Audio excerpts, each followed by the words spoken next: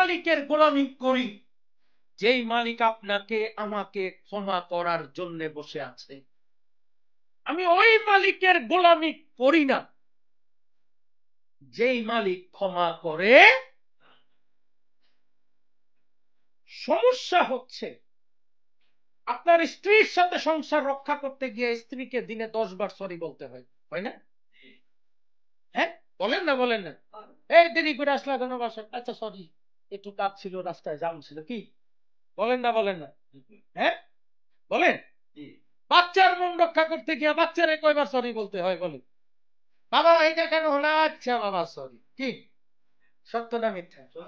যেই মালিক সৃষ্টি করলেন, যে মালিকের কাছ থেকে এসেছি, আবার যেই মালিকের কাছে ফেরত যাব, নিজেকে প্রশ্ন করেন এই মালিককে কয়বার সরি বলেছি?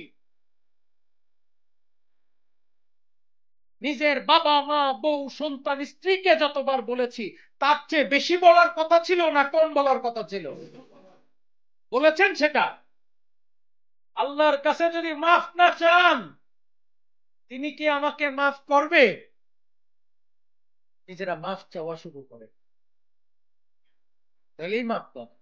আমরা মাফ চাই, আমাদের স্ত্রীর কাছে মাফ চাইতে লজ্জা লাগে না, সন্তানের কাছে চাইতে লজ্জা লাগে না, বাবার কাছে চাইতে লজ্জা লাগে না, কিন্তু আল্লাহর কাছে মাফ চাইতে বললে আমাদের অনেক লজ্জা হয়, তাই না? সত্য না মিথ্যা? মাফ চা, চিৎকার করে মাফ চাইতে হবে, চোখের পানি ফেলে মাফ চাইতে হবে, তাহলে দেখবেন আল্লাহ আপনাকে মাফ করবে।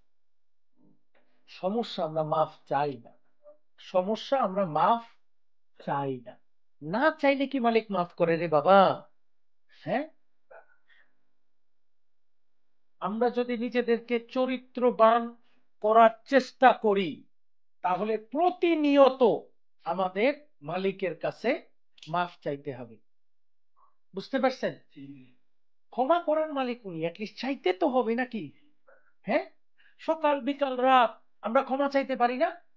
ঘুম থেকে উঠে প্রথমেই বলবো আল্লাহ এই রাত্রি জীবন যা অপরাধ করেছি তুমি দয়া করে মাফ করে।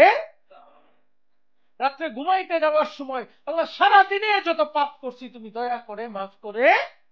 চাওয়া যায়? যায়। প্রত্যেকটা নামাজের পরে, নামাজটা পড়ে সালাম ফিরানোর পরে 2 মিনিট মোনাজাতে বসে আল্লাহ তুমি দয়া করে আমারে মাফ করে দাও বলা যায়? সুযোগ খুঁজেন না, গাড়িতে বসে আছেন, বাসে করে বাসায় যাইতেছেন, বলেন না আল্লাহ তুমি দয়া করে আমারে মাফ করে দাও। যদি আসলে মালিকের সন্তুষ্টি অর্জন করতে চান, যদি তাকে পাইতে চান, মাফ চাওয়া শুরু করেন, তার সাথে কথা বলা শুরু করেন। সবার সাথে কথা বলি আমরা, একজনের সাথে কথা বলি না।